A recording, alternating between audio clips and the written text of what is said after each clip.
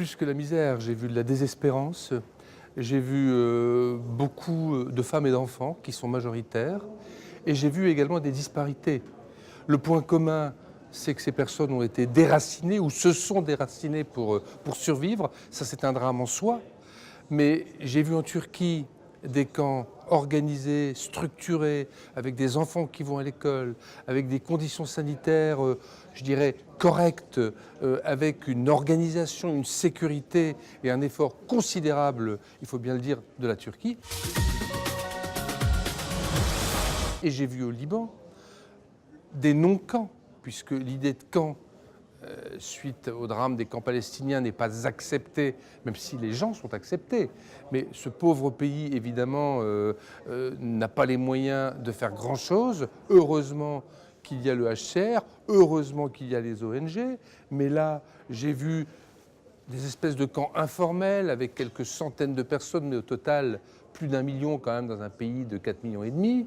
J'ai vu des enfants qui vont rarement à l'école, des gens qui n'ont pas toujours le minimum vital, une eau polluée, des conditions sanitaires extrêmement variables et la plupart du temps mauvaises, et au total une poudrière aussi. Vous imaginez toute la désespérance que ça véhicule, vous imaginez cette jeunesse pour les années à venir.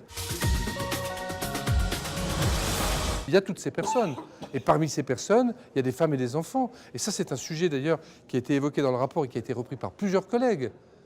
C'est la question de toutes ces femmes qui sont seules, qui sont isolées et qui sont exploitées plus encore que les autres. Viol, notamment dans ce camp terrible de Jordanie, prostitution, y compris de mineurs, violence sexuelle. Ça, c'est un drame dans le drame.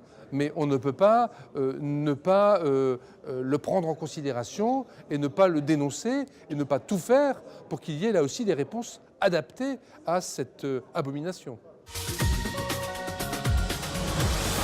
C'est évident que, et je l'ai dit dans le débat, on ne doit pas mélanger notre devoir d'accueil d'un certain nombre de réfugiés. Ça a déjà timidement commencé, plus ou moins selon les pays, mais évidemment ça concerne des milliers de personnes, j'allais dire pas plus, parce que la plupart de ces personnes veulent rester près de chez elles. Et les millions de personnes, aujourd'hui réfugiées dans les pays alentours, mais aussi les millions de personnes déplacées dans leur propre pays, attendent de pouvoir revenir le plus vite possible. Elles ne veulent pas aller refaire leur vie en Europe ou ailleurs. Pour la plupart d'entre elles, ça ne veut pas dire que nous ne devons pas en accueillir un certain nombre pour un certain temps. Peut-être certains resteront. Et là, effectivement, il faut savoir faire la part des choses. Ensuite, au niveau de l'Europe, il y a la question, évidemment, d'une aide financière insuffisante.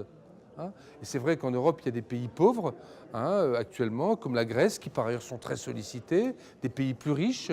Bon, il faut qu'ensemble, de manière bien articulée, nous fassions un effort plus important. Et pas seulement nous, d'ailleurs, la communauté internationale, mais nous aussi, puisque la Syrie, c'est notre proximité, c'est notre Méditerranée.